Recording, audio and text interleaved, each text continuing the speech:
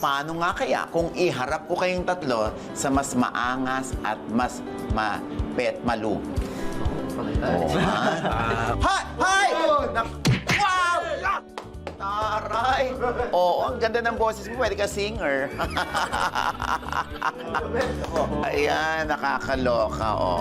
Siya si Sir Arnel Panoncio. Isa siyang veteranong stunt coordinator sa industriya. Naging stunt double na siya ni Enchong D at siya rin ang gumawa ng stunts ng pelikulang Kulafu at mga stunts na rin sa Batang Quiapo. Oo, ha? Siya lang naman yung magtuturo sa inyo kung paano nga ba ang maging isang action star. So una po natin pag-aralan yung footwork ng paa, paano sumuntok. So kung nandito ka, ito, backward lang sa likod. And then ito, angat na ng kamay. Yan!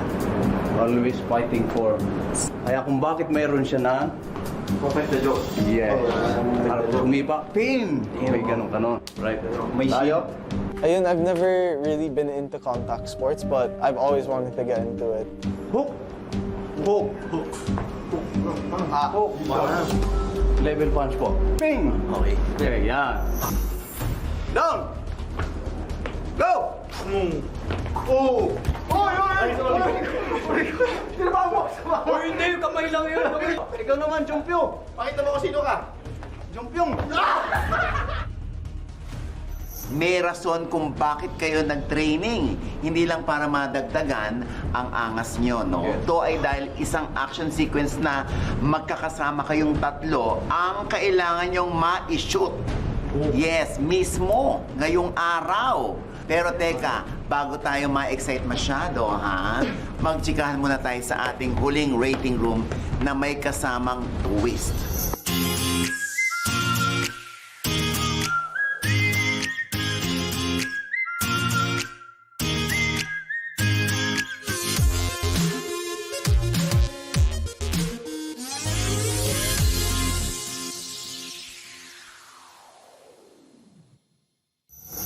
Dito sa rating room, bukod sa one-on-one chikahan, kailangan ding i-rate ng ating mga action stars ang kanilang grupo. Depende yan ha, sa katatapos lang naganap nila. Magbibigay sila ng 1 star to 5 stars na rating. Pero hindi nila ito pwedeng pag-usapan ha, at sa dulo na lang sila magkakagulatan kung astig nga ba ang ratings nila para sa isa't isa. Kumusta yung naging training mo kasamang special guest natin? That's one of the funnest things I've done in my life. I've never tried yung ganyang mga stunts po, so it was so fun to experience. Na-excite po ako matuto po sa kanya. Napastretching ako sa wala sa oras po. Sobrang nag-enjoy naman po kami. And medyo challenging din po siya sa akin kasi first time ko po talaga na matrain ng ganun po sa buong buhay ko.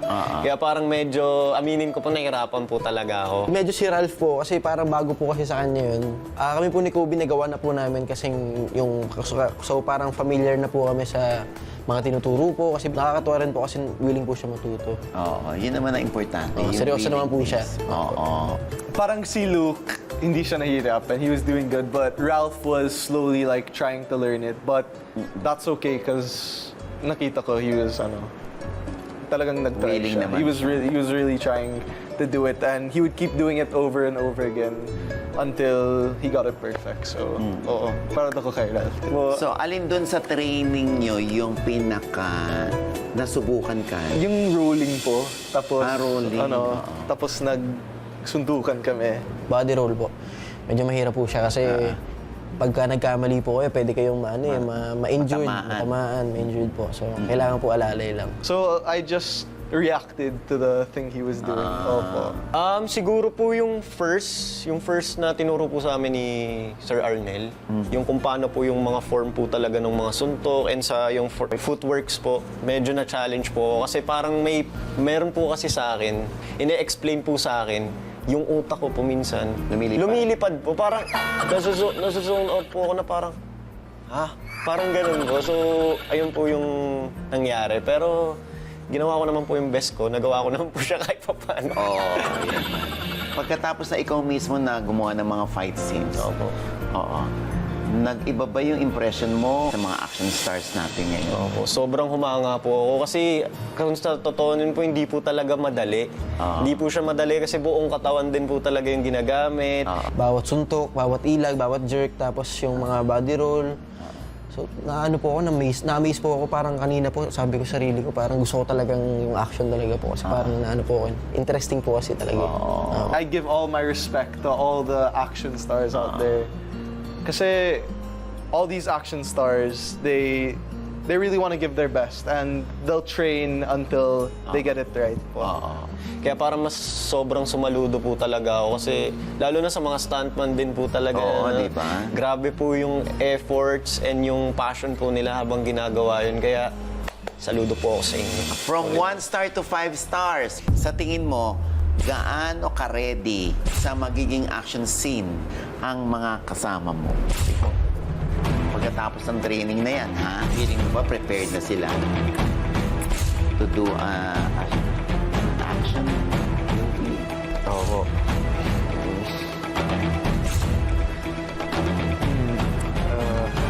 Or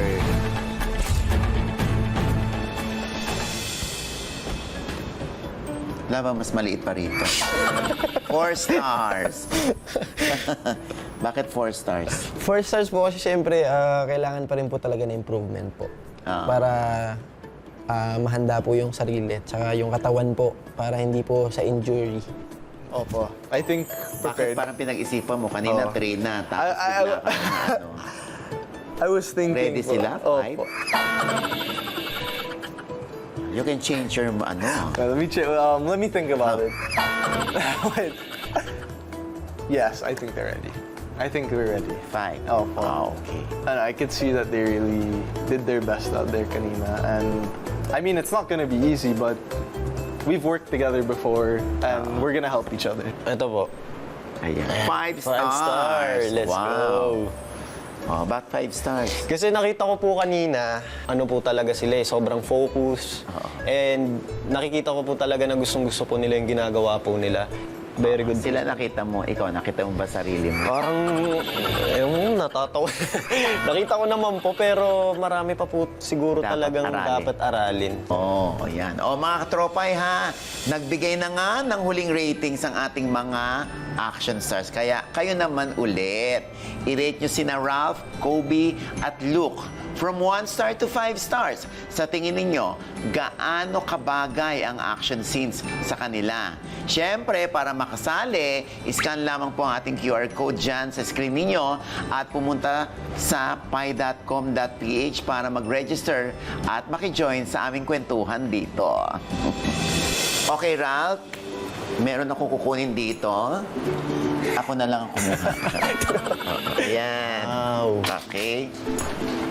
Sa palagay mo, sa inyong tatlo, sino si bida, sino si kontrabida, at sino si sidekick? Kung gagawa kayo ng isang short film. Isipan ko. Wait lang. Okay, sige po.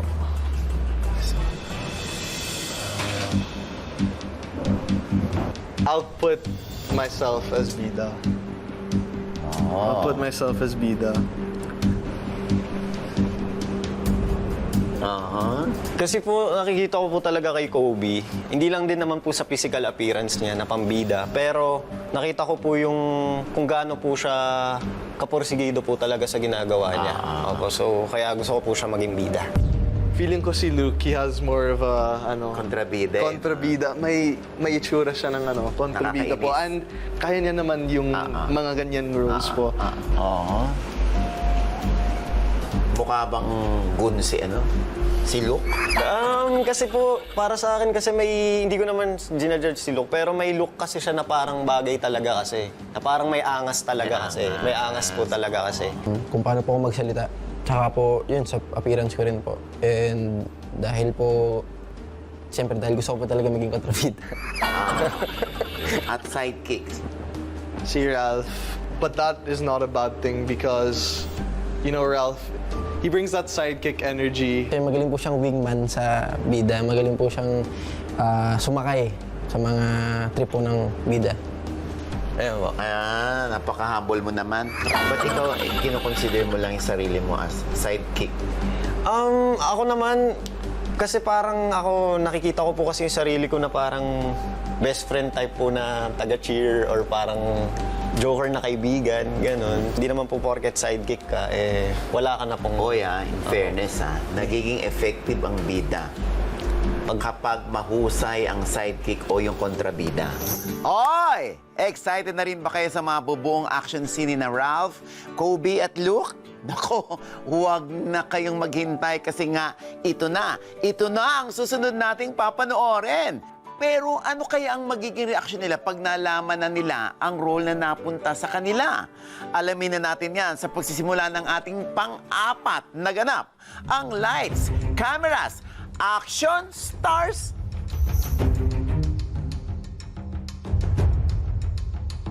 Oh, handa na ba kayong tatlo? Handa na po. Handa na. Yan, oh. Pero bago ang inyong susunod na ganap, kanina sa rating room ay isa-isa ko kayong pinapili base sa mga pinagdaanan nyo, no, ngayong araw. Kung sino ba sa tingin ninyo ang deserve maging bida, kontrabida, at sidekick sa gagawin yung action sequence. At ngayon, malalaman nyo na ang roles na kayo mismo ang nagbotohan. Ano nga ba ito, no? Ang nakakuha ng bida role, si Kobe. Samantalang, yun namang kontrabida, ang nakakuha ay walang iba kundi si Luke. At ang sidekick naman, napaka-importante rin ang papel ng sidekick, ha? Si Ralph. Ayan. Alam nyo na ngayon ang mga role ninyo, ha? Mas makakapag-rehearse na kayo sa inyong mga action scenes. Kaya ako, behind the scenes muna. Mas alam na ni Sir Arnel ang gagawin sa inyo, ha? Hoy, galingan ninyo, ha? Huwag Oo, mo kaya syempre. Sir Arnel. Iiwan ko na kayo, ha? Babu. Ready na ba kayo? Opo. Game. Sobrang sakto talaga nung roles kasi ako naman alam ko naman din yung weakness ko and hindi ko na muna siya ipupush. Kaya para sa akin, yung binigay ko talaga na na boto is tama. And tama talaga yung role, sobrang fit na fit talaga sa amin. Meron tayong sinang gagawin. Yan na. So, ikaw yung kontrabida rito. Apo. So, dito ka. Tapos yung dalawa, isang bida at saka sidekick, manggagaling doon. Undercover police. Papasok sila ngayon dito, tututukan ka. Pulis to! Yan. Actually, kahit anong role, I would have been happy because it's exciting just to be part of an action scene. So, ang gagawin mo, angat ka lang dito, tandaan, nilalapit ka sa kanila. Paglapit mo rito, siyempre, kaibigan ka nila eh. So, parang kakalma sila. Pagbaba ng ganon, kukunin mo rin yung bigla kang tutok. Yan. Siyempre, na-excite ako kasi kontrabida naman ako, di ba? Inisip ko agad yung paano ko i-deliver yung character ko. Kasi nabasa ko yung script, sindikato nga ako. Inaano ko kung paano ko i-execute yung mga lines at actions. Halimbawa po ako. Yan. Ganunin mo. Pag ganun ko rito, kuha. Yan. Sidekick rito, pum! Agas ko doon! Gulong si sidekick. Gugulong Kasi mo siya. nga, di ba nga, nagpapatawa siya. Pam! Banat Gulong. dito. Suntok dito. Yan. It was a huge shift po from just doing that sa yung practice tapos wow, we're gonna be put in like an action scene with a lot of different choreo. Ikot, tracking again. Tapos, dito, laglag yung baril. Boom! Boom! Pak! Boom! Roll, Agas ko dito. Nakikinig talaga ako kay coach nung una talaga kasi parang ang dami. Sige po. Okay, toto. Ba, yung dialogue. Look, wag! Pak! Push, sidekick! Doon! Sidekick kayo, Push! Yan! Dalawa pala yung kalaban ko, so parang mas extra movement yung sa akin. Bam! Pwede ba, ano po? Suntok na lang yung isa. Ano? Hindi, ito ka muna. Ano mo suntukin? Awkward kayo. Bigyan mo muna rito. Bam! Backfist. Backfist. Kalaban ako sa kaliwa, may kalaban ako sa kanan. So parang mas kailangan ko talaga makinig para mabilis ko ma-pick up yung choreo. Kasi Ilag ka. Tapos ni. Bam! Tapon doon. Roll ka, ano? Isoy. Yan. okay. Tapos ayun na siya, no? Pinaka nahirapan ako kung dun sa part namin ni Luke na parang kung paano ko ba siya iaano. Kasi syempre, hindi naman totoo yun eh. Acting lang yun eh. Rap, takbo, ito lang kunin mo. 1, kuha dito. Para pag ito pinihit mo, yeah. Pam, pam! Siyempre, concerned din ako sa pagbagsak ni Luke. So kaya ginaguide ko din. And kaya tanong ako ng tanong kay coach kung paano ba talaga gawin ng mas maayos. Dito, pasok dito. Tapos hawak ka dito sa akin. Yan ha. 1, ito kunin mo muna. And go. Ayan o. Para magaan lang na papel. Nagulat ako, syempre kasi madami. And on the spot, Roll. Yan. Suntok. Pam! Pam! Isa pa. Ito, suntok to. Pak! Yan. Hinila, kunin mo rin dyan. Yan. Tapos lower. Lower. kinabahan ako konti. Pero parang mas gusto ko talagang gawin. Nakaganon ka muna. Nakatutok kayong dalawa. Yan. Tapos, dandahan yung binaba. Kasi kaibigan nyo nga. Tingin ka ron. Luke. Mas nagpursige ako, parang napursige akong tapusin. Kuha, tutok sa kanya. Dialog ka, ano gusto eh. Wag! Yan, puski ka lang. Pahamba ka. Huwag kang parang pusti lang. Kahit minsan parang nakatulala ako. Diba? Pero mag-hyper mode din ako. Pagka nakuha nyo yung kamay niya, ganun ka. Kasi may baril ka eh. Bang! Okay, sige. Happy ako kasi ganun sila, hyper sila. So parang naaano din ako na sige, gagawin ko din to. Takbo ka, Gimo! Take down! Take down! Boom! Pak! Pak! Pak! Apat! Boom!